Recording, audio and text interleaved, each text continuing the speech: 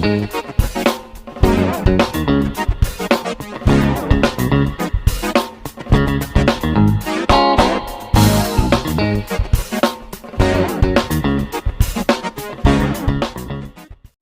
बात से अनजान कि सुहो एक नॉर्थ कोरियन स्पाई है, योंगरो उसकी पुलिस से छुपने में हेल्प करती है। बट समहाउ ये सारा सच हॉस्टल की हॉल डायरेक्टर के सामने आ जाता है और वो योंगरो को उसका सामान पैक करके हॉस्टल से बाहर चली जाने के लिए कहती है। योंगरो अब उनके साथ नहीं रहेगी, ये सोचकर रूम 207 की गर्ल्स बहुत डिसहार्टेंड हो जाती हैं। हॉस्टल में साथ बिताए गए अच्छे मोमेंट्स को याद करके चारों अपने रूम में ड्रिंक करती हैं, जहां योंगरो रिवील करती है कि अब वो अपने फादर के घर रहेगी। पर ये बात कि वो इतने बड़े पॉलिटिशियन की बेटी है, योंगरो अभी भी सबसे छुपाती है। अपने रूम से निकलकर योंगरो एक चर्च में जाती है और इतना सब होने के बाद भी गॉड से यही प्रे करती है कि उसके हॉस्टल छोड़ने से कम सुहो उसे एक बार फोन कॉल जरूर करे।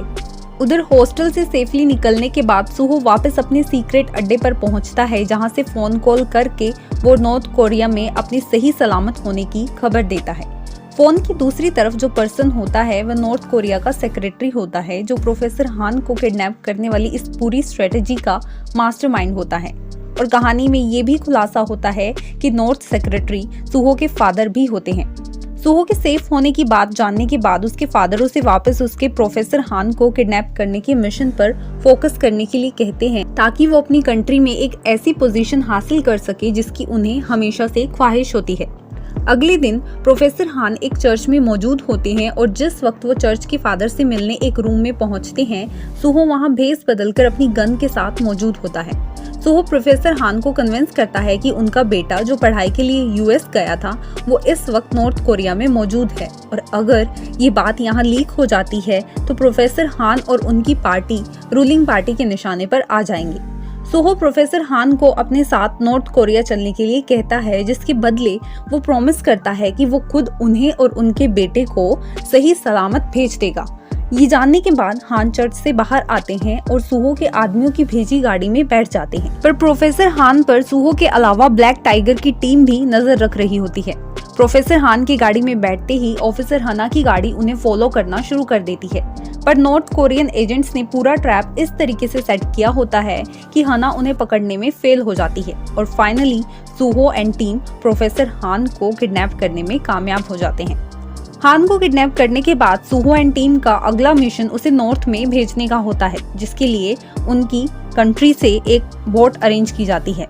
सुहो प्रोफेसर हान समेत अपने सारे टीममेट्स को बोट पर जाने की ऑर्डर देता है, जबकि वो खुद इस पूरी डील के बदले मिल रहे पैसे और हथियार लेने माउंट ओनगोंग चला जाता है, और ये माउंटेन योंगरो के हॉस्टल के बिल्कुल पास में ही होता है। उधर हॉस्टल में योंगरो अपना सामान पैक कर रही होती है, पर उसका पूरा ध्यान हॉस्टल के फोन पर होता है। अचानक से योंगरो की नाम की अनाउंसमेंट होती है और उसके लिए एक फोन कॉल आती है। योंगरो एक्साइटमेंट में फोन सुनने जाती है, पर वो कॉल सुहो की नहीं बल्कि योंगरो की स्टेप मॉम की होती है, जो उसे हॉस्टल से निकाले जाने के लिए डांटती है और सीधे घर आने के लिए कहती है।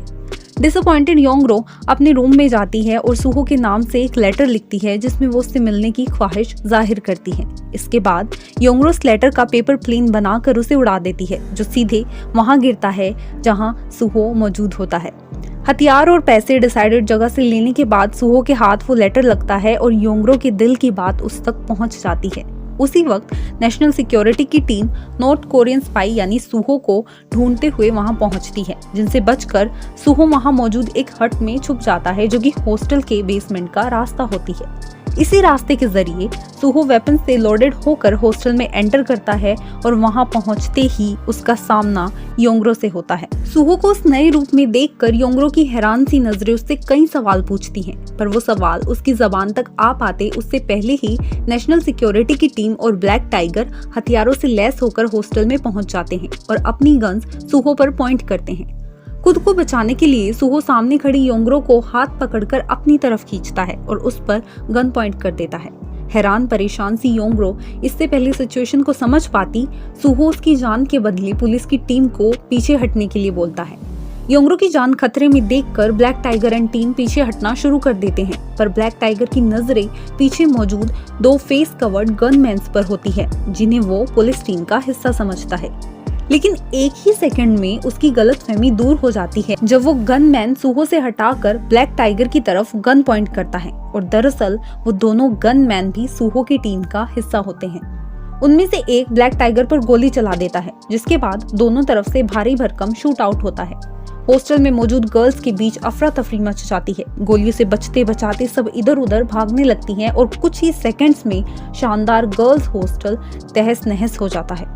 इधर इतने भारी भरकम शूटआउट में सूहो की टीम के हथियार खत्म हो जाते हैं। उधर से पुलिस और ज्यादा बैकअप टीम मंगवाने में लग जाती है। पूरी सिचुएशन से खुद को और अपने आदमियों को बचाने का सूहो को एक ही रास्ता नजर आता है। सूहो खुद पर बॉम्ब बांधकर और योंगरो का हाथ पकड़कर पुलिस के सामने आता है और पूरे हॉस्टल को उड़ाने की धमकी देता है।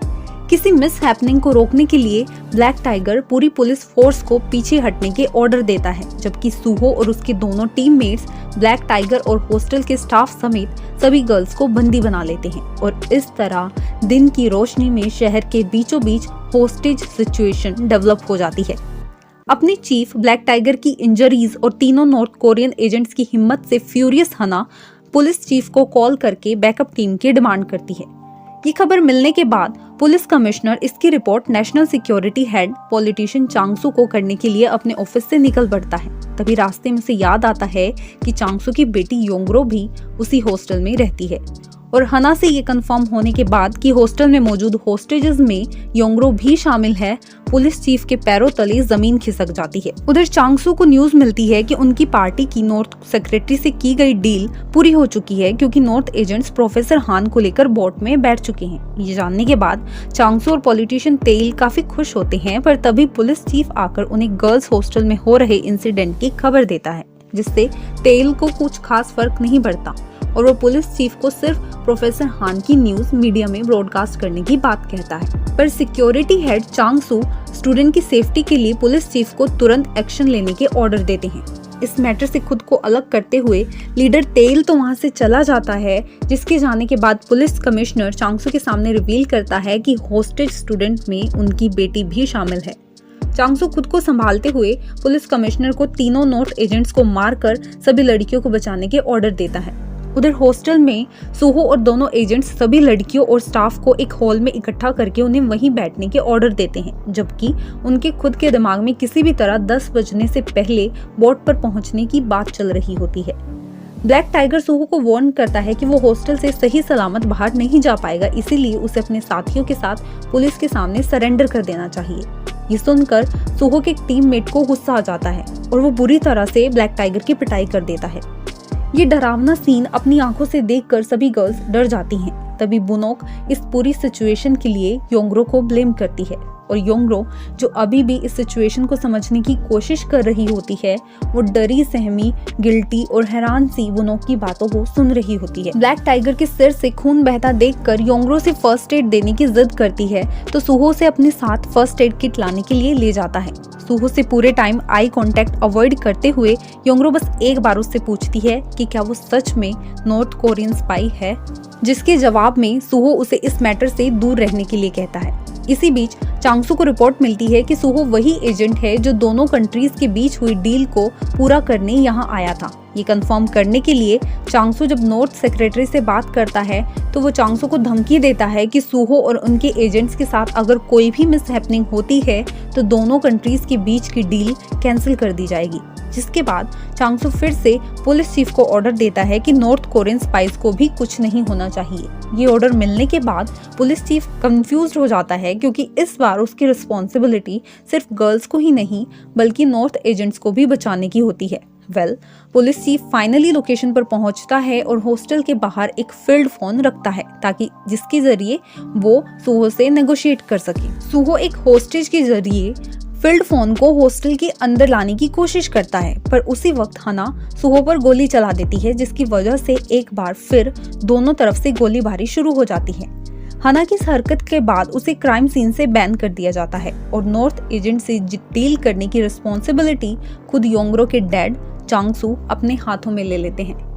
उधर हॉस्टल में सूहो का टीममेट सजेस्ट करता है कि अपनी बात मनवाने के लिए अब वक्त आ गया है कि कैद किए गए स्टूडेंट्स में से किसी एक को मार दिया जाए। कि तभी फोन की रिंग बजती है और चांग-सू सूहो के सामने रिवील करते हैं कि वो उनके मिशन के बारे में सब जानते हैं और उनका मकसद भी सूहो और उसके साथियों को सही सलामत नॉर्थ भेजना ही है। इस कॉन्वर्सेशन के बाद सूहो रेडियो सिग्नल्स के थ्रू नॉर्थ से मैसेज रिसीव करता है जिसमें उन्हें साउथ कोरिया के साथ कोऑपरेट करने के ऑर्डर मिले होते हैं। सूहो की टीम में से एक मेंबर इसे साउथ की कॉन्स्पिरेसी बताकर चांगसू के साथ कोऑपरेट करने से मना कर देता है, पर आपसी कॉन्फ्लिक्ट्स को सेटल करते हुए सूहो एंड टीम डिसाइड करते हैं कि वो चांगसू की बात मानकर बेसमेंट के रास्ते से हॉस्टल से बाहर चले जाएंगे और सभी हॉस्टेजेस को सोते हुए छोड़कर सूहो और उसके टीममेट बेसमेंट के रास्ते से हॉस्टल के बाहर जाने लगते हैं और इसी मोमेंट पर एपिसोड का एंड हो जाता है। आगे की कहानी वीडियो के नेक्स्ट पार्ट में डिस्कस करेंगे, तो नेक्स्ट पार्ट के लिए इस वीडियो को लाइक कीजिए and don't forget to subscribe my channel.